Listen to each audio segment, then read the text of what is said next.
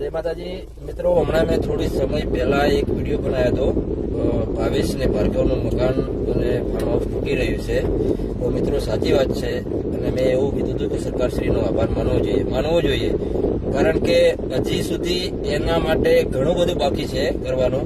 અને આપણે બનાસકાંઠા, પાટણ અને મહેસાણા જિલ્લાના જે ક્ષત્રિય સમાજના ભાઈઓ, ઠાકોર તથા દરબારો ને જે વામૈયા મુકામે જે મહાસંમેલન રાખેલું છે તો એની અંદર લાખોની સંખ્યામાં પધારવાનું છે. તો ભાવેશ ઝીલિયાની સામે ઘણું બધું થવાનું છે.